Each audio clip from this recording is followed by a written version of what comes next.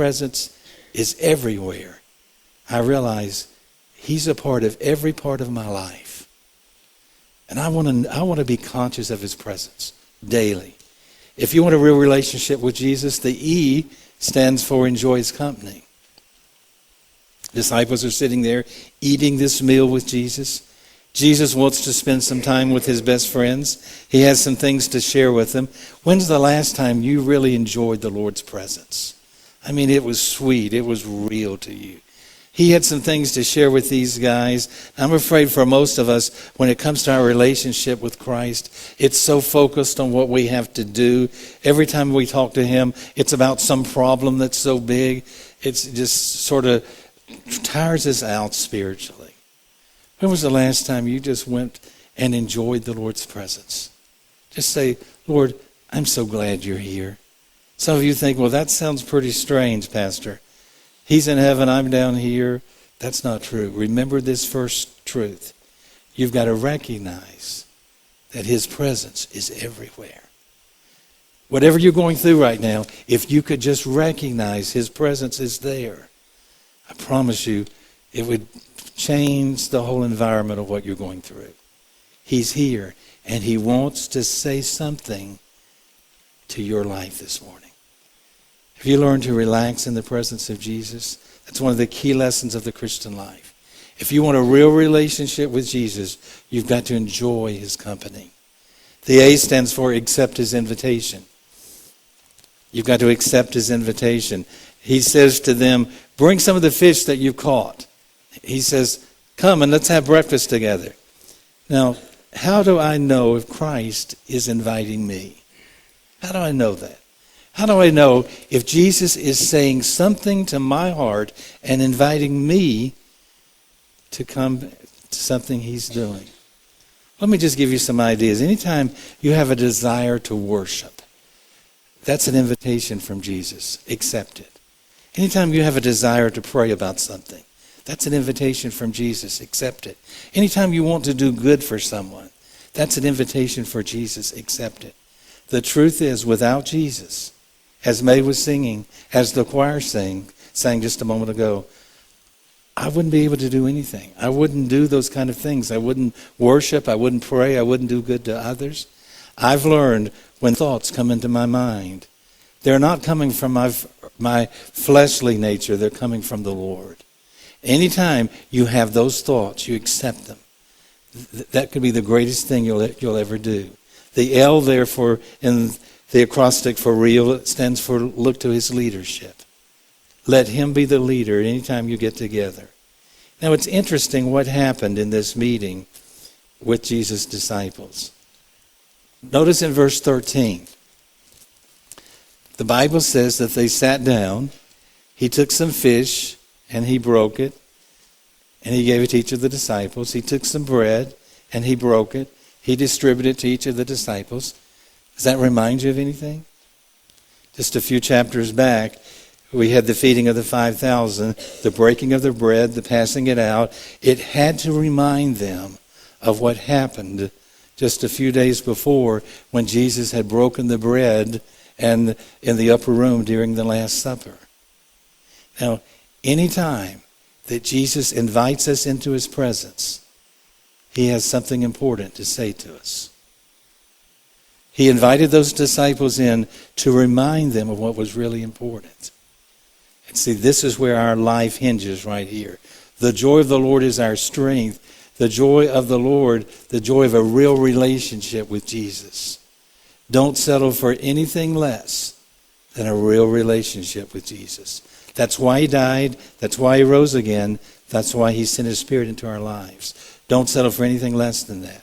I've been a Christian for 53 years, and I'm still trying to figure out how this works. I'm still growing in it every day, and I hope I'm going to be doing this for the rest of eternity. But Jesus taught his disciples how to cast their nets to the other side, and how to relate to him. That's part of what I need tomorrow. I've got jury duty tomorrow. Can you imagine? They probably won't pick me. They don't like preachers, so they probably won't pick me, but I've got to go anyway. But I'm going to need this tomorrow. I'm going to need to remember this tomorrow. And so Jesus taught his disciples how to do that. Something else I need tomorrow is found in the second commandment. Not only do I cast my net on the other side, but secondly, Jesus commanded them to feed my sheep. And particularly to Peter.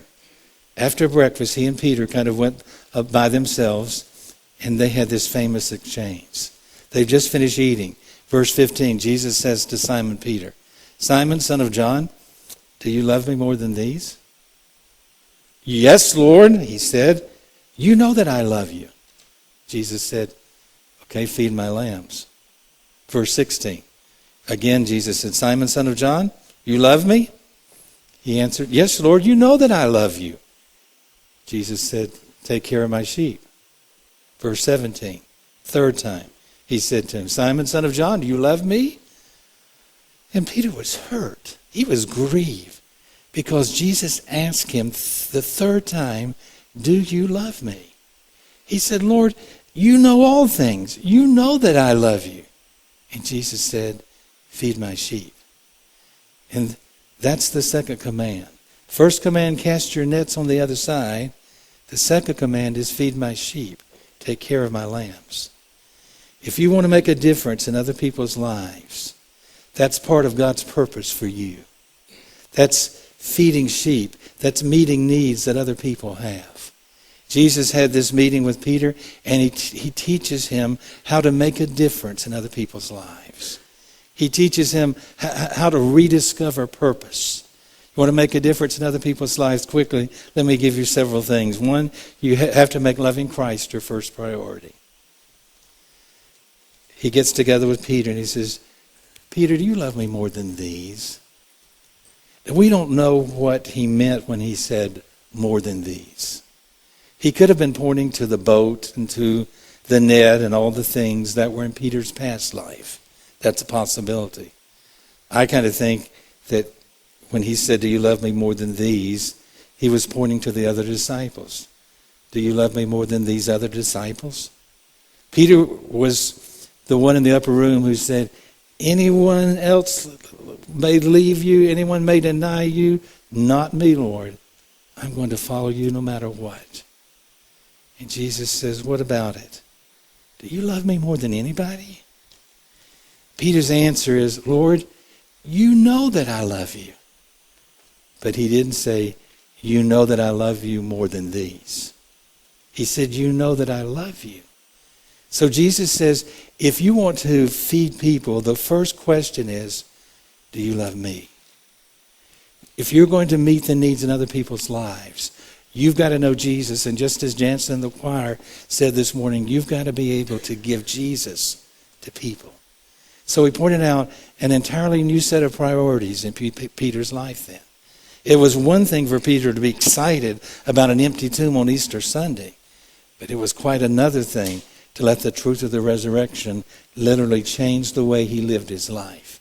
It's one thing for me to come to church on Sunday and be excited and thrilled. It's quite another thing for me to let that truth change the way that I respond to my wife or my kids and the way I act at work the next day. Sometimes I have a hard time knowing the difference between the two.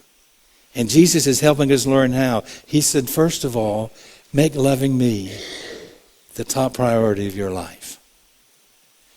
Nothing's ever going to come together until you make loving Christ the top priority of your life. If you want to love other people, he said, first love me. That's where your strength's going to come from. That's where your power is going to come from. He said, Peter, you love me? Make loving Christ the first priority.